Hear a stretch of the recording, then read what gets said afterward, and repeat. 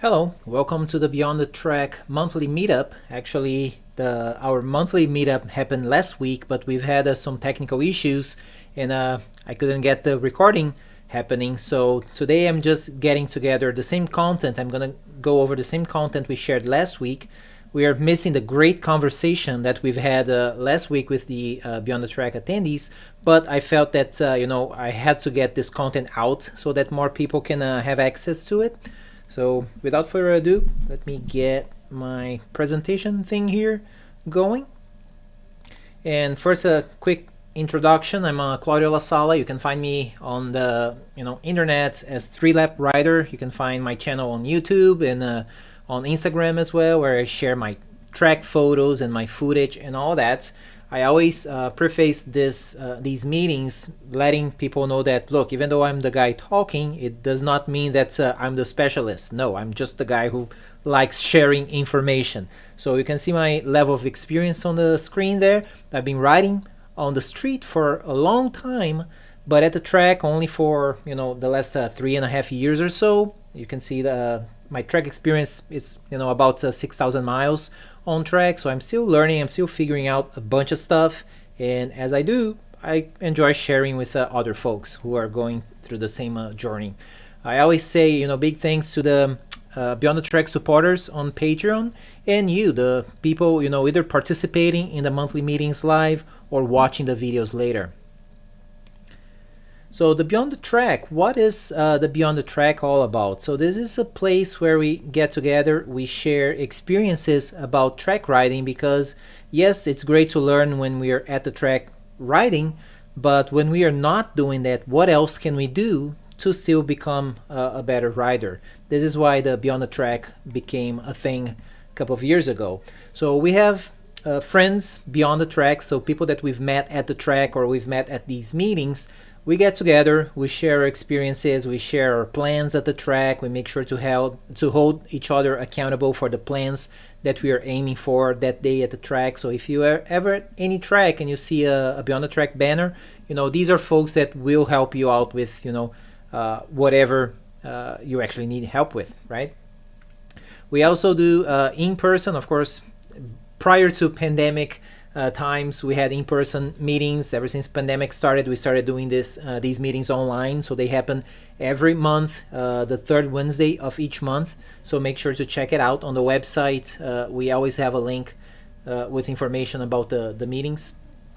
All of the meetings are recorded, and you can find, going to the website, you can find all of the videos from the previous meeting from the last 2.5, almost 3 years now. It's over almost like 40 hours worth of content that you can check out, from your first track day ever. How do you prepare for it? How do you ride in extreme weather, like when it's really, really hot? What should you keep in mind so that you can make the best out of your track day without passing out from heat exhaustion? How do you use action cameras? What are the good track day rituals to make sure that you have everything you need to make it for a great day at the track? You can become a patron for the Beyond the Track, giving us some support, to keep encouraging us to have these meetings and have everything else that we do for the track riding community. There are different layers that you can join in and help us out. And from the $5 a month layer and up, you also get access to the Beyond the Track website, the members only part of the website. And what are the things that you have on this website? You have ways to track your costs, your cost tracking, where you can keep track of how much are you spending with this nice hobby of ours, because the better you understand how much money is going into it and where the money is going, the better you can optimize your expenditures, and then hopefully get to do more, right? So you can plan things out better, and it allows you to actually have more track days. We also have checklists, right? You don't want to show up at the track figuring out that you forgot the keys to your bike, or you forgot your tire warmers, or you forgot whatever it is that you need to have a good day at the track. So we have different custom checklists that riders can create to make sure that they don't forget anything important. We have feature to support track day plans. So when you're going out to a track and maybe this day you're going to be working on trail braking, or you're going to be working on your body position, or you're going to be working on learning the line at the track, write down that plan, right? Have a place where you can go back to and consult what your plan for that day is. And once you're back home, you're doing your track day debrief to put down, okay, what did I work on? How did it go? What are the areas of improvement for next time? Here are my videos with my footage, and you can put, set timestamps on your videos so that it makes it easier for you to run your analysis on your riding.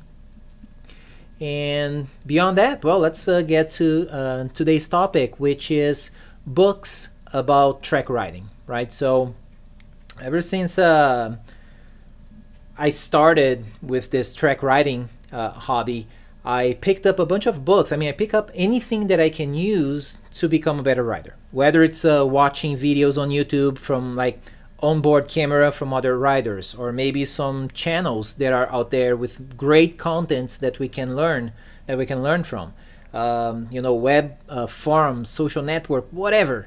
And books is another way that I figured that I can learn something, so that when I'm out at the track I have something to practice, I have something to keep in mind that I could be trying out.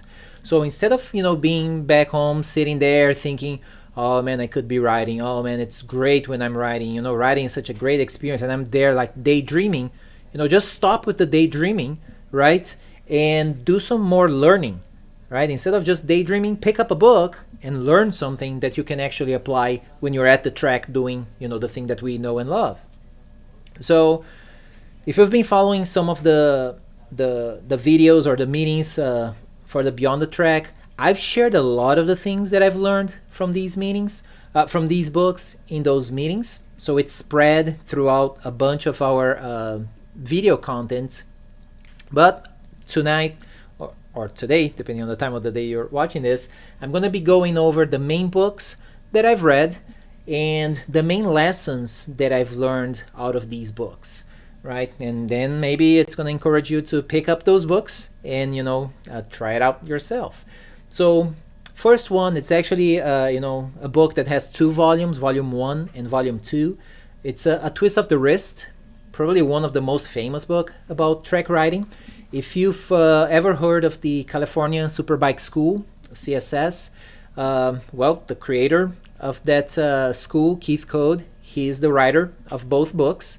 These books were published originally in the 80s, like mid-80s, I think. You may think, well, is it still applicable to today's standards? Yes, right? A lot of what's out there in those books, they still completely apply nowadays. It's the basis. Like California Superbike School is really high regarded as one of the best riding schools out there, and the basis for their methods come still from these books, right? And again, if you're not familiar with California Superbike School, go back to the September 2019 video of the Beyond the Track. We've had some Beyond the Track members who have attended the California Superbike School, and they actually shared with us what the experience is like, how much they've learned, how much they've enjoyed the school there. So make sure to check it out. Besides the books, there are also 2 videos that go with those books. They're about an hour and a half long, and they have like the main lessons of the book in the format of a video. It's like, and it's funny because some of the acting, I mean, the guys are not real actors, so it's very cheesy when you watch it, but it's actually fun, right? And it's the important thing is the content. The content there is great. So check out the videos. You can find it on YouTube and online. They actually have a mobile phone app that's you can download. You can purchase those videos for like $10 a piece or something like that, which I have, so that I can watch it on my iPhone, on my iPad whenever I want and I want to review it. And I've watched these multiple times because I always pick something that I didn't pay closer attention to it before, or maybe I was not at a level where I actually understood what was being told. So I'm always reviewing this content. But by all means go with the books as well, because the books have way more information than what can fit in a hour and a half long video. So here are some of the lessons that I got from a twist of the wrist. Attention has its limits, right? So there's a cost associated with the attention that you where you put your attention for the things that you are trying to do. So like, this is a quote straight from the book. A rider is a person who can lap a racetrack fast or slow and know what he did and how to change it. So not just about going around the track as quickly as you can trying to set a new personal best lap, but actually being very conscious of what you were doing, so that when you're back at the paddock, you can actually reflect upon what you were doing, the things that you felt worked really well, the things that you felt like, no, I felt like I was going way too hot into that corner, or I felt like my braking point was not on the proper spot. So you have to be able to tell what you did so that you can change it. If you don't know what you did, there's nothing for you to change, right? You're riding, outside of your comfort level. This is another one. Riding is one thing. Riding plus being aware of what you are doing is quite another. A lesson that I picked up, or one implementation of this lesson that I can tell you, is when I switched over to GP shift. So for 1 year, let me think about it. For 2 years, I rode pretty much a street bike at the track that was set to standard gear shifting, right? So first gear up, all the other ones down. For my third year into the track, I got a track dedicated bike which was set to GP shift, where the pattern is alternated, right? So first gear up, all the other gears down. There are reasons. If you look up on the internet, you're going to find reasons as to why you would consider using GP shift. But anyways, after 25 years of riding on the street, the direction that I'm doing for gear shifting, it was muscle memory already. It's something I hadn't had to think for a long time. Well, now I see myself at the track having to think about, like, upon every single gear shift, I have to think up or down, up or down, up or down, right? And it's something that, it's the attention that costs, right? Because one of the things that I was not having to think about, at least not consciously like that, now I'm having to think up or down, because you don't want to go in the wrong direction, right? You can crash pretty bad depending on what direction and what the situation is. So the first 1 or 2 days that I went out to the track with GP shift, which was something new to me, that was my focus. I knew exactly that's what I was working on, right? I'm going down a straight, right? And it's like, okay, I'm tucked in, I'm going down, down, down, down, which means, the gears are going up, right? Second gear, third gear, fourth gear, but I'm pressing it down. And then as I'm preparing to go into a corner, I'm sitting up on the bike, pulling on the brakes, and then I have to remember, you have to pull up on the gear shift lever. And when I'm pulling up, I'm actually downshifting, right? But I was thinking about that. So the couple of times that I messed up shifting, because it's like, okay, now I think I have it, so I stopped thinking about it, but my muscle memory was still not there, so I messed up shifting. I immediately knew what happened, because I knew that's what I was working on at the track at that time. It's like, okay, what I'm feeling on the bike and everything, this is what I got wrong. It was the shifting. I went the wrong direction, right? But again, because I was very aware that that's what was happening. That's what I was working on. That's what it was different from everything else I was doing before, right? It's the same thing like if I'm working on braking later into a corner. I have to be aware of, okay, that is the corner that I'm thinking about braking later. So that's going to be different from the way I was doing before. So as I'm doing it, let me make sure that I'm fully aware of the brake markers. Like if I'm moving my brake marker, let me make sure which one is it. that I'm using this time, because that's the one thing that's going to be different than last time, right? Internalize that, and then if that's what works best, make sure that you know, you have the muscle memory, you know, all those things without paying as much attention to those things, right? Because now you can, like, quote unquote take for granted, in the sense that you still pay a price for that attention, but the price keeps getting, you know, lower and lower, because now you're not having to, like, okay, stop thinking about the line and think about your break mark. Well, now you're just connecting the dots, right? Where to look is another thing that I got from the book. You know, always know where to look, because on my very first track day, I didn't prepare by beforehand by learning the track, like from watching other people's video and seeing what the track actually looked like, and if there were any markers that I could use, like a patch on the track, maybe some curbing, maybe a tower, whatever it is. So I didn't quite know where to look. So that it took me like half a day just to figure out where I was going at the track. Then later I started realizing that, oh yeah, go slow, look around, like look up, and figure out what can you use as markers as you go around the track before you try to pick up pace. Find the reference points, right? Find your break point, find your turning point, find your apex, find your corner exit, find all of those markers, right, before you start going fast. Lost reference points and mental laps. I love this exercise that I got from the book that I still practice. So once you've been around the track, right, and then you're sitting back at the paddock or sitting back home, close your eyes, turn a mental lap around the track and time it, right? Get a stopwatch and time it. And then see how you did.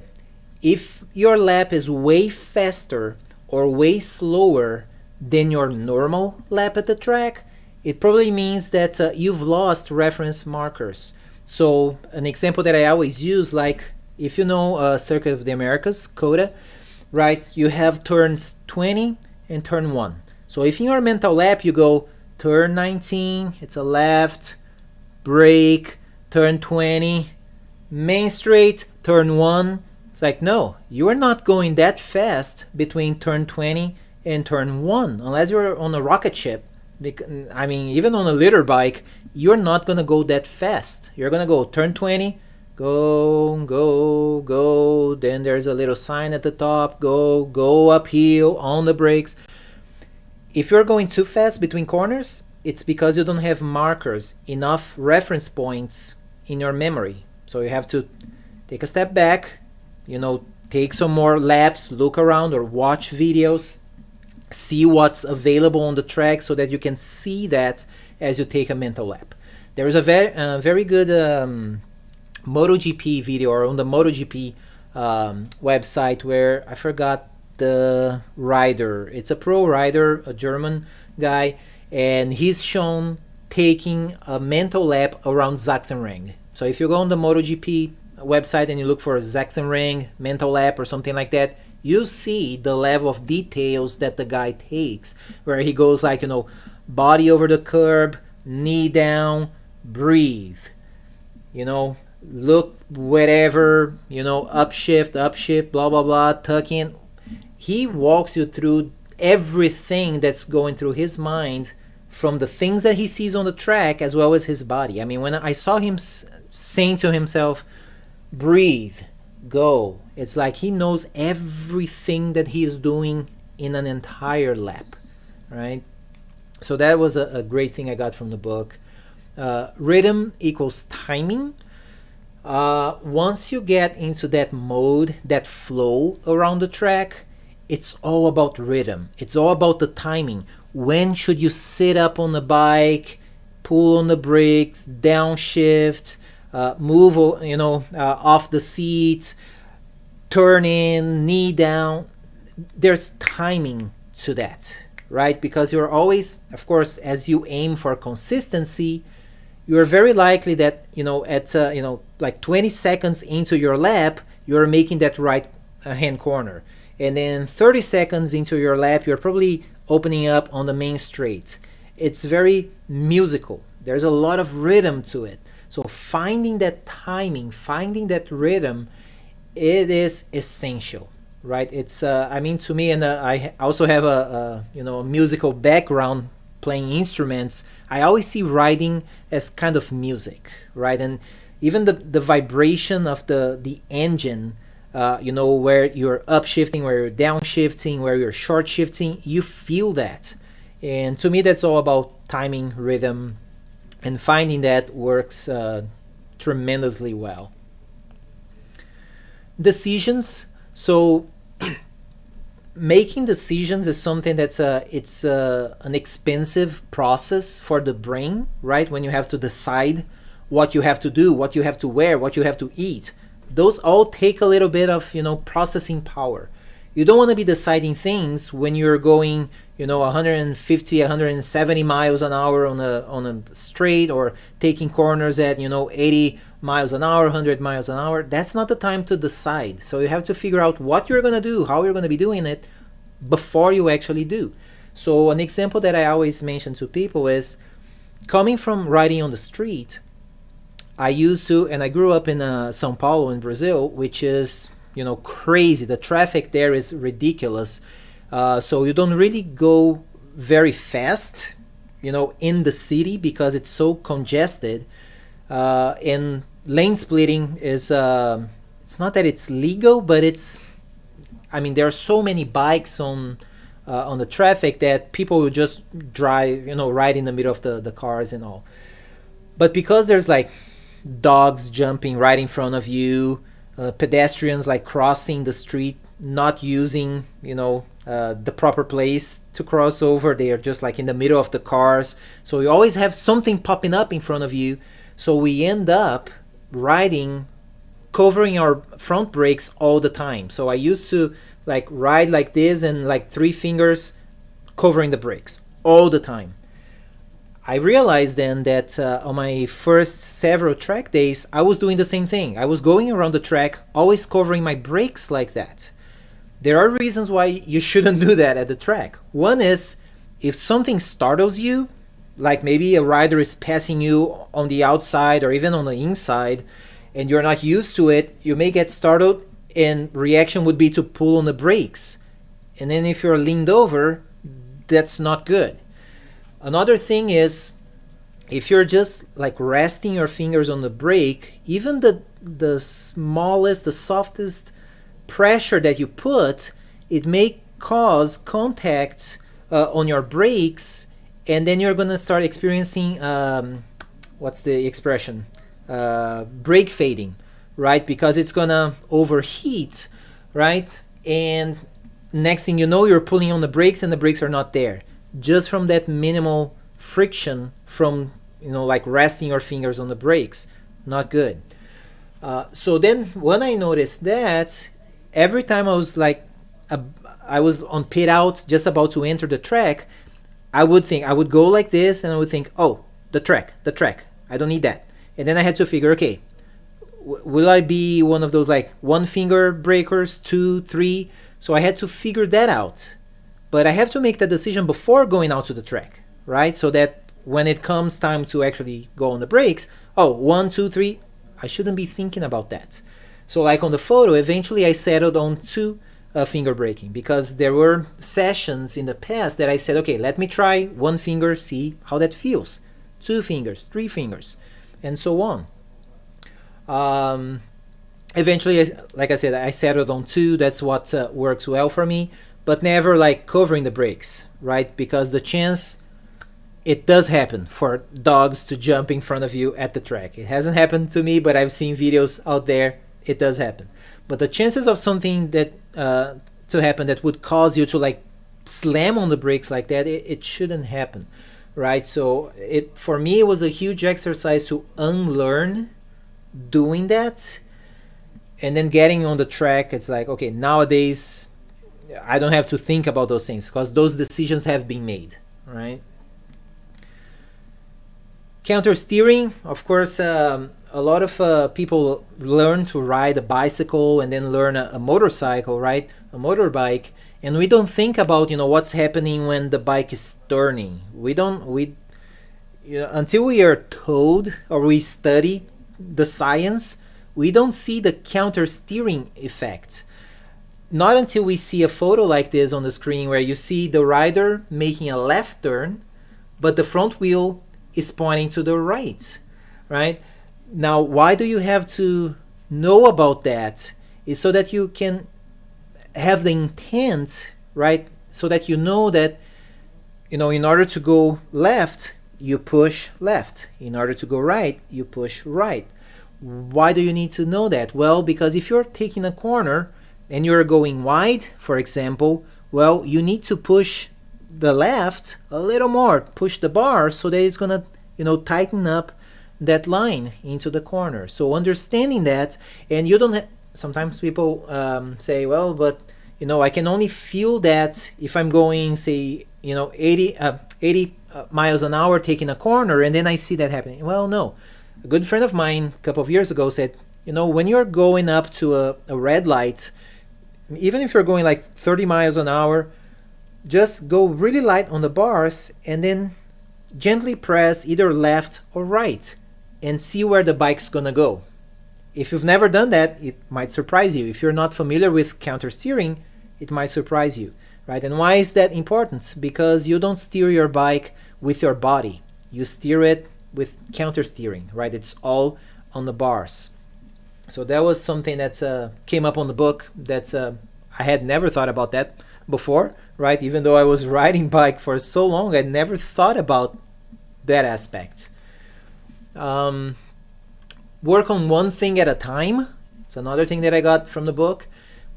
Going out to the track, you're not going to go like, okay, on this session, I'm going to work on late braking, on early exiting corners, learning the line, and my body position around all the track. No. You take one thing, right? If you're going to go work on late braking, pick one corner that you're going to be doing that. So that when you're approaching that corner, you know that that's the one thing you have to keep in mind that you're going to be working on. You work on that, and then you finish the lap, like you even roll off a little bit, relax, and prepare for the next time around that section of the track for that one fundament that you're going to be working on. Okay? Because that way you can come back to the paddock, take notes, right? Oh, this is the corner, this is the thing that I was working, this is how it felt. This is the brake marker that I was using, this is how it changed my reference points, right? You know what you are doing. If you just go out and you ride and you ride and you ride, you lose that information. Another thing from the book: waste paper, not track time, right? Do track drawings.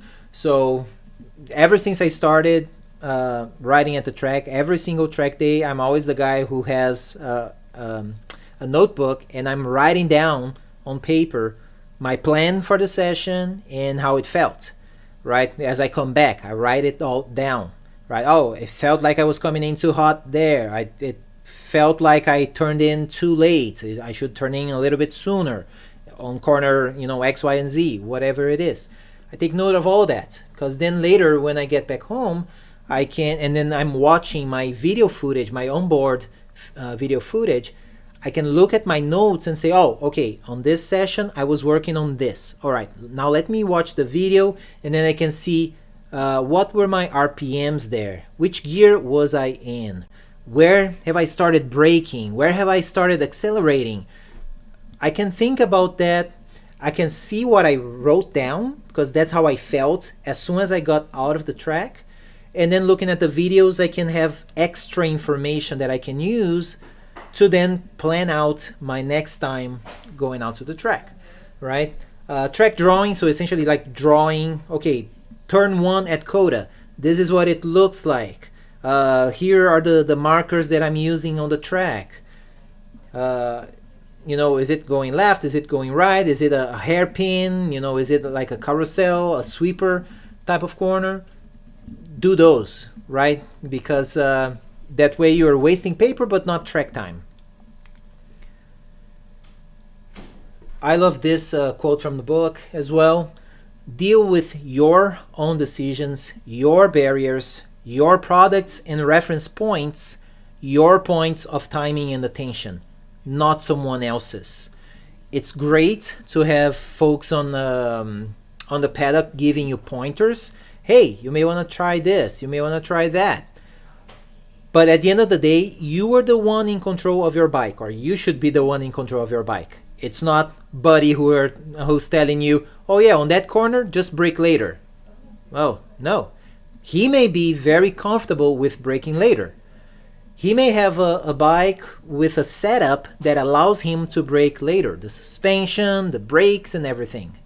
It's not you, right? It's not your experience. It's not your skills. It's not your mental barriers. Maybe you have mental barriers. Maybe you're coming back from a crash, or maybe you're coming back from experiences that got you scared, right? That you pushed the panic button. So you have to work your way up to do that. So yes, get feedback from people that you do trust, but don't just follow blindly the recommendations. Work within your area of comfort. It's your decisions. Remember, your decisions. Figure out, decide what you're going to be doing, and do it at your own pace. I'm the kind of person that when a rider goes by me, I don't even try keeping up with that rider, right? Because I'm not the rider. We are not riding the same bikes. We are not riding on the same tires. The tire pressures are probably different. The heat that we have on the tires probably different, right? The wear on the tires probably different. The setup on the suspension, everything can be different. Right, the skill levels definitely different. So if I can like follow the guy for a little bit, good, but I'm not gonna make an effort because I'm learning. I'm out here practicing and trying to improve my skills. So riding my own ride, making my own decisions, working with my mental barriers, because riding a bike for me it's a hobby. I still have to wake up on Monday and go to work, right? So I have to keep all those in mind, whereas maybe somebody else does not have those worries or concerns, so they go all in. All the power to them. It's great to watch, but I'm not going to try to replicate that, right? Survival reactions, right? Those times where maybe you're going in too fast, maybe you're going too wide onto a corner, maybe you have to, a steep, I'm sorry for the typo there, a too steep lean angle, right? So when those things happen, we have these survival reactions, like we roll off the gas too abruptly, which may cause loss of traction. You may tighten on the bars, like you're holding like for life on the bars, which is actually preventing the bike from doing what it's designed to do. Maybe you're not steering the bike, or you're steering ineffectively, like you're not steering quick enough to make the change of direction. So in the book, the second book, he specifically goes through all of the survival reactions, describes very clearly what they are, what problems they cause, and how you can prevent from being caught by those reactions. Throttle control, right? So this is a phrase that it's kind of cool in the video, because he gets the class to keep repeating that sentence over and over, because it does make a lot of sense. Once the throttle is cracked on, it is rolled open evenly, smoothly, and constantly throughout the remainder of the turn, right? So you don't go like that, or you don't open the throttle and then mid-corner you chop it. No, you don't do that. You crank the throttle open, what some people call maintenance throttle, right? Just to keep feeding the bike, and then you go, roll like smoothly, constantly until you're, out of the corner. So working on throttle control, it's a huge, must have. You have to do that if you feel like, and sometimes you can, all the times you should feel that you don't have good throttle control. If later you watch your videos, you can hear your bike, and you can see if you're going back. You can see and hear and feel all of that. So make sure that what you hear, what you feel is a constant motion, going out of the corner there. Rider input. So this is an interesting one. Riders create more problems than motorcycles are designed to handle. A couple of years ago, still on my first year of track riding, still in the novice group, I had my first experience with a tank slapper. As it happened, so I'm coming out of a corner and I do something. You see I have the video for that. I mean, I start getting this shake, so the bars are going left, right, bam, bam, bam, bam. It scared the bejesus out of me. And it seemed, as it happened, I kid you not, it seemed like it lasted for like 5 seconds, right? It's like, this is never gonna stop. Oh my goodness. I'm already like, okay, brace for impact. You're going down. You're not coming out of that. And then, so I shake that off. Later, when I watched the video, it literally lasted 1 second, right? But it was violent. It was going back and forth, right? So let's play through the video. You can see what that actually looked like. First at normal speed, and then I'll play pretty slow so that you can see what it looks like there, what it looked like there.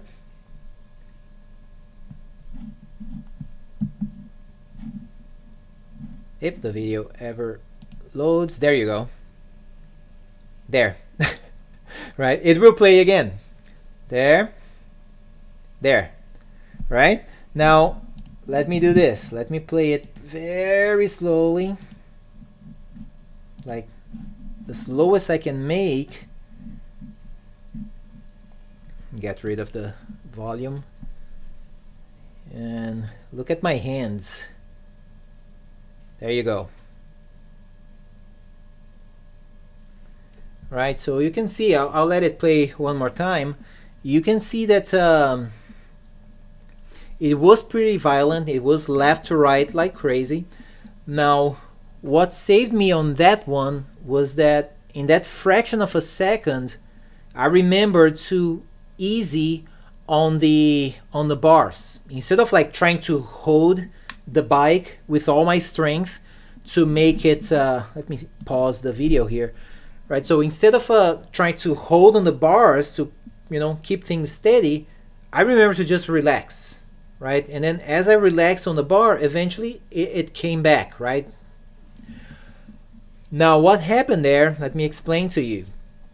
Coming out of that corner, I saw that rider on the left, and he was a little bit off the line, because coming out of that corner, we drift to the right side of the track, we pick up speed, and then we transition over to the left.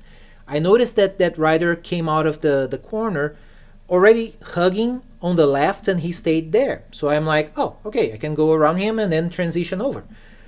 But I got too greedy on the throttle. So as I upshifted, right, so I roll off the throttle just enough to upshift and then, twist the wrist again. I did it too aggressively to a point where I've put a little bit of input on the bars. So that started steering on the bars, and it did the shake. Oh, that it didn't feel good at all. It only lasted a second, but I can tell you, I didn't want to feel that ever again. It's not the most pleasant feeling, right? So just another thing that, as I said, came out of that kind of understanding, right? Because sometimes we ask too much from what the bike is designed to do. Get it like that. So that was it for the Twist of the Wrist books, volume 1 and volume 2. Make sure to check it out. They are great books. The next one, and the ones, by the way, that I took the most lessons out of it, you'll notice that on the next books, I have much fewer things to share, because most of what I got from books came from Twist of the Wrist. And the things that I've seen in the other books that I'm going to mention, there's some overlap, right? So it's like, well, this part here I had already learned from Twist of the Wrist. So here I'm going to just go over the things that I've seen in the next books that I didn't see in a twist of the wrist. So Total Control by Lee Parks. Let me share things that I got from that book. Let me move the thing here. There you go. Concentration, right? Being in the zone, finding that state of flow, right? Where you get in the zone. You're riding, like even before going to the track, you're putting yourself into this concentration, field where you go out to the track. And to me, meditation has been a big thing as well. Like I do practice meditation, daily. I've been doing that for years. And I figured, or I noticed that I apply meditation techniques to my riding as well. And in this book, for the first time, I saw it, like the author mentioning these things. I'm like, oh, okay, I'm not crazy. So it does make sense. Because like before going out to the track, when I'm like, suiting up and, putting the helmet and, getting ready to go out to the track, I have like a little ritual that I go through. I actually have a whole video on Beyond the Track to talk about track day rituals. And I describe this in more detail. But I get in the zone, like I try to tune out everything, because that's the one thing that I have to do really well for the next, say, 20 minutes, which is ride out to the track and do my thing. I have to clear up my mind. So I take that time before going out to the track to figure out, okay, I'm not forgetting anything. I'm running my cameras. I'm running my aim solo for the telemetry, right? The lap timer, all those things. Okay, I'm good. I go. And then as I am riding, the same thing, like breathing exercises. If I'm like, coming up into a corner and I notice that I'm too tense on the arms, I remember meditation techniques and I let that breathe out, which makes my whole body relax. So then I can relax on the bars and make that corner, more smoothly, and come out of the corner more smoothly. So I'm always like aware of that one thing, what's happening in the moment, right? Because people talk about mindfulness and mindful meditation, living in the present. When you're riding a bike that fast on a track, you have to be in the moment. You cannot be thinking about dinner at night. You cannot be thinking like 5 corners ahead. You have to be thinking about what you are doing and where you are going next. And that's about it. So all of these techniques to make sure that you are there in the moment, that all, for me came from meditation practices. And then I was very glad to see that on the book and mentioned as something important for track day riders. Another thing that comes out of it that the author mentioned on the book is the warning signs. Because you are very conscious, you're in the zone, and you know what you're doing, you know how you're feeling. If you start feeling like fatigue, or if you start feeling there's something like physical, that maybe you're starting to get tired and you're starting to make mistakes that you normally don't make, being aware of this, right? The signs are there. You can pull out, right? And go back to the path, like get out of the track. So I've been pretty good at that, actually, where I know my signs. I know when I'm getting tired, because my body transitions become sluggish. Like when I'm going like left to right, right to left on the bike, I feel that I'm more sluggish making those transitions. When I start like, in this corner, I know that I should downshift 2, but I'm so tired, I'm only gonna downshift 1, or I'm not gonna even downshift, and I'm gonna just go with the flow. Like, that's a sign that I'm tired, right? That's I'm not finding the strength to move my whole body into and out of corners and still also make the whole, everything else that goes along. So you have to pay attention to those things. You have to be aware of those things, right? If you're feeling too hot, maybe it's extremely hot outside and that's getting up to you.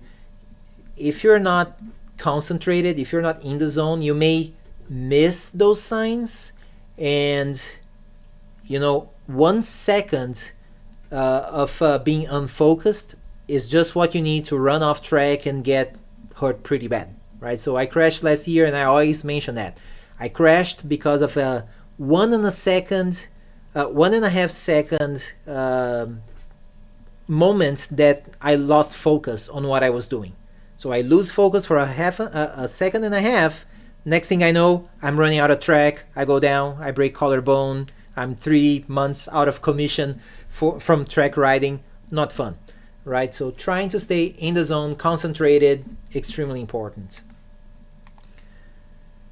Moving on from there, keeping a beginner's mind. I love this, right? Never taking things for granted. Never thinking that you know everything there is to know, right? Because the moment you think you know it all, you stop learning. And you never know it all. I'm sorry. If you knew it all, you would be riding MotoGP. Even those MotoGP riders, they have coaches. It's not like they know it all. They are constantly learning, right? Maybe they are learning a new track. Maybe they are learning a new bike settings. They're learning all the time. So why should we, mostly track day riders or amateur racers, just take things for granted and start thinking that, you know, we're the most badass thing that has ever happened? No. Take the beginner's mind. Keep the beginner's mind, right?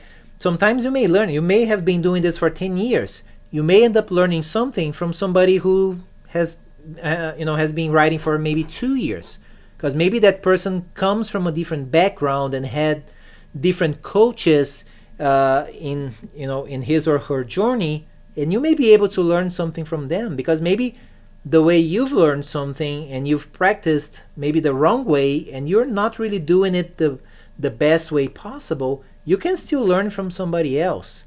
That's one of the reasons why I actually started the Beyond the Track a couple of years ago, was so that I would not lose track of what it felt like not knowing it, right? So that's why I'm always up for helping out like beginners, people who are going to the track for the very first time, or they are in their first year at track riding, because then that way I do not forget, because those guys, the same questions that they are having are the questions that I had when I started. So I want to make sure that I don't forget where I come from, I don't take things for granted, and I'm always learning. And again, I loved seeing that in this book, right?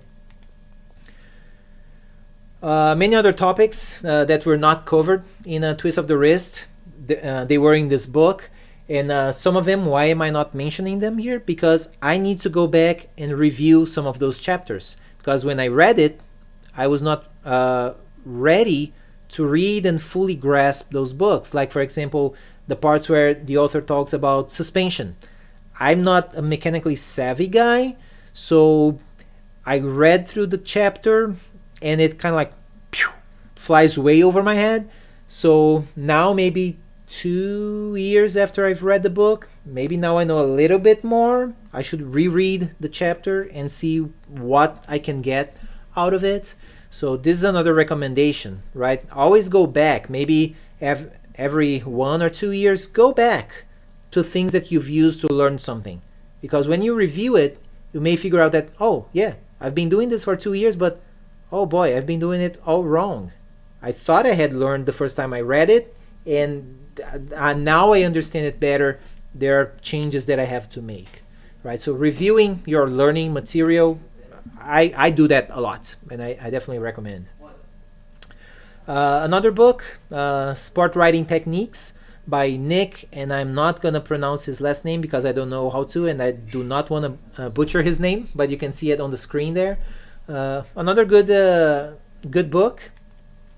The main thing I got out of this book, or one of my favorite things, is this image here that shows trail braking, right? Where you can see like the percentage, the amount of braking into a corner, like how deep into the corner the rider takes the brake, and how he, slowly, lets go of the brake, right?